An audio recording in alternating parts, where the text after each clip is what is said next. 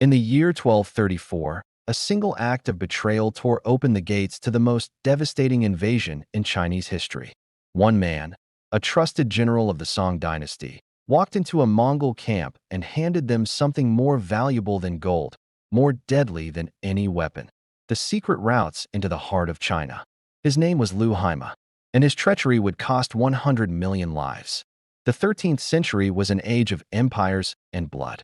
Across the endless steppes of Central Asia, the Mongol hordes had already crushed kingdoms from Korea to Persia.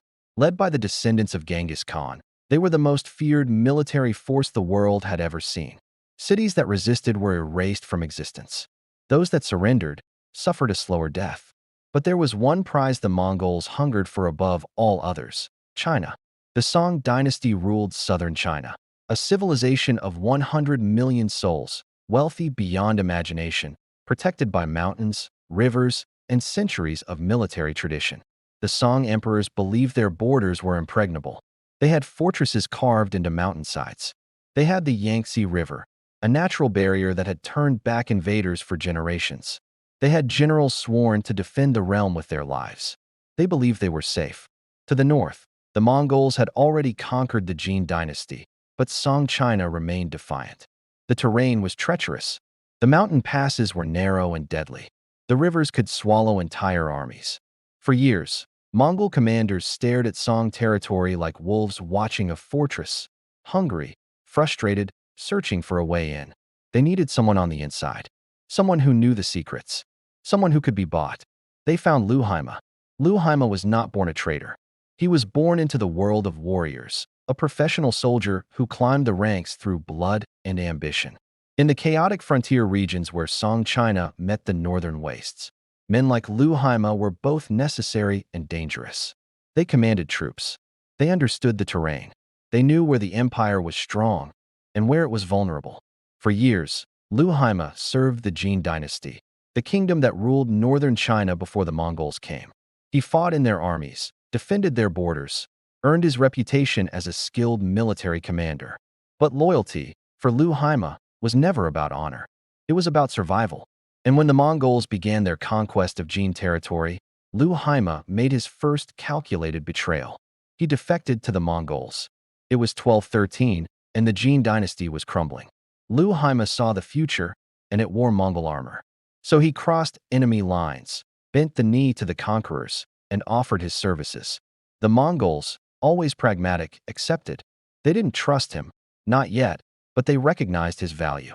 A turncoat general who knew Jin military secrets, who understood Chinese warfare. He was useful. For the next 2 decades, Liu Heima served the Mongol war machine. He led campaigns. He translated orders. He advised Mongol generals on how to crack Chinese defenses.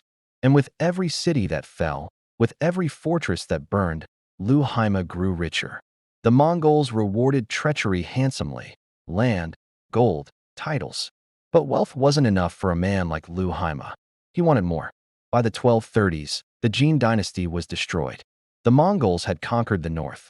But the Song dynasty in the south remained intact, protected by geography and sheer determination. The Mongol commanders were frustrated. Their cavalry, unstoppable on open plains, struggled in the mountains and rivers of southern China. Their scouts couldn't find safe routes. Their armies got lost in unfamiliar terrain. They needed detailed intelligence. They needed maps. They needed someone who knew the secret mountain passes, the vulnerable river crossings, the hidden routes that bypassed Song fortifications. Liu Heima smiled. He knew exactly where those routes were, and he knew what that knowledge was worth. The year was 1234. The Mongol High Command assembled in their war camp on the northern borders of Song territory. Generals who had conquered half the known world sat frustrated, staring at maps that showed mountains, rivers, and death. Every attempted invasion into Song China had ended in disaster. The terrain swallowed their armies. The Song defenders knew every mountain pass, every hidden trail. The Mongols needed a miracle. Liu Heima gave them a map to hell. In a meeting that would reshape history, Liu Heima stood before Mongol commanders and revealed what the Song dynasty had protected for generations: the secret military routes into southern China. He didn't just give them vague directions. He gave them everything. The hidden mountain passes that bypassed Song fortresses. the shallow river crossings that cavalry could ford, the valleys where armies could move unseen, the supply routes that kept Song garrisons fed and armed. He drew maps in the dirt. He named villages. He described garrison strengths and weaknesses. He told them when patrols changed shifts, where commanders were incompetent, which fortifications looked strong but were actually vulnerable. He handed them the keys to an empire. The Mongol generals listened in silence. They knew they were witnessing something rare, complete, calculated betrayal by someone who understood exactly what he was doing. This wasn't a desperate man switching sides to save his life. This was a mercenary selling out 100 million people for personal gain. And the price? Liu Heima negotiated carefully.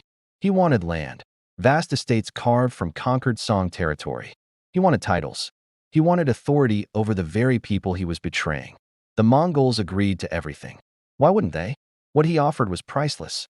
Within weeks, Mongol armies began moving along the routes Liu Heima had revealed.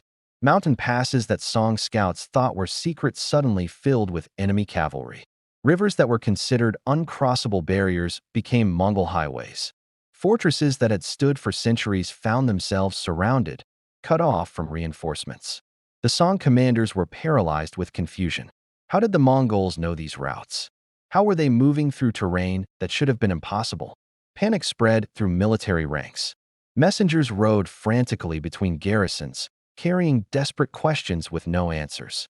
The invasion had begun. Song cities that had never seen a Mongol warrior suddenly found themselves under siege.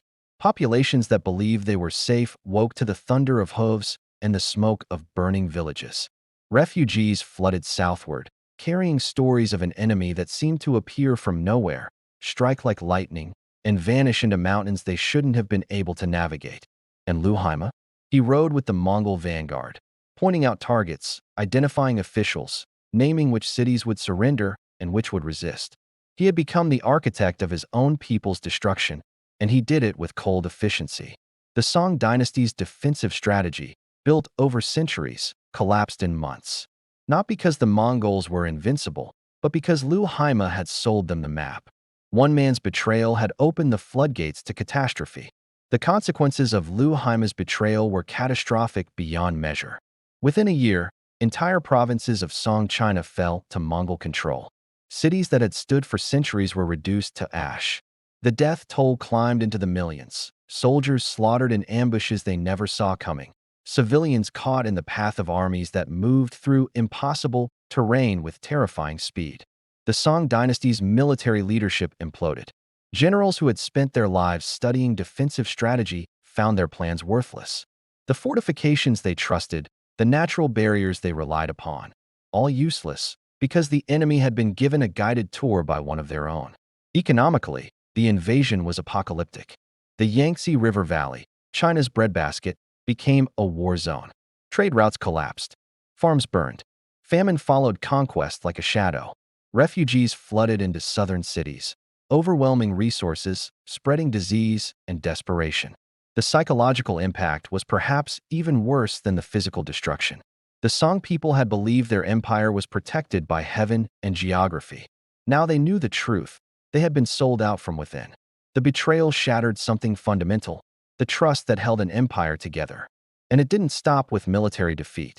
The Mongol conquest of Song China, enabled by Liu Heima's intelligence, would eventually lead to the complete subjugation of the dynasty by 1279. The Mongol Yuan dynasty would rule China for nearly a century. Chinese culture, governance, and identity would be fundamentally altered. The ripple effects of Liu Heima's betrayal echoed through generations. One man, one betrayal, millions of lives destroyed. The villain's fate, 730 to 815. So what happened to Liu Heima? He got exactly what he negotiated for. The Mongols kept their promises, they always did, when it suited them. Liu Heima received vast estates in conquered territory. He was given titles and authority. He lived in luxury, surrounded by wealth extracted from the very people he had betrayed. Historical records show he survived for years after his betrayal, comfortable and unpunished. There was no dramatic downfall, no poetic justice. He died wealthy, probably in his bed, having never faced consequences for the blood on his hands. His name became a curse in Chinese history. Even among the Mongols, who benefited from his treachery, Liu Heima was viewed with contempt. Conquerors respect courage, even in enemies. They despise traitors, even useful ones. Liu Heima had won his gamble. He had chosen survival and wealth over loyalty and honor. And in the cold mathematics of self-interest, he had made the rational choice. But history remembers him not as a clever survivor, but as the man who sold an empire for personal gain. His name became synonymous with betrayal, spoken in the same breath as history's most infamous traitors. Closing reflection, 8:15 to 9 o'clock. The story of Liu Heima reveals a dark truth about the fragility of empires. They rarely fall to external force alone. They collapse when someone on the inside decides to open the gates. The Song Dynasty had armies, fortifications, and millions of people willing to defend their homeland. But none of that mattered when a single general with detailed knowledge chose betrayal over loyalty. The strongest walls are useless when someone hands the enemy the keys. Liu Heima's treachery didn't just destroy a dynasty. It reshaped the entire course of Asian history. The Mongol conquest of China, the rise of the Yuan dynasty, the cultural and political transformations that followed, all of it traced back to one man's decision in 1234. Empires aren't just conquered by superior armies. They're undone by the ambition, greed, and moral bankruptcy of those trusted to defend them. Liu Heima proved that a single act of betrayal at the right moment, in the right place, can be more devastating than any weapon ever forged. The gates to China didn't break open. They were unlocked from the inside. If you found this story fascinating, subscribe to Empire Collapse Patterns for more dark histories of betrayal, ambition, and the villains who shaped our world. Hit that subscribe button and notification bell, because every empire has its traitor, and every traitor has a story worth telling.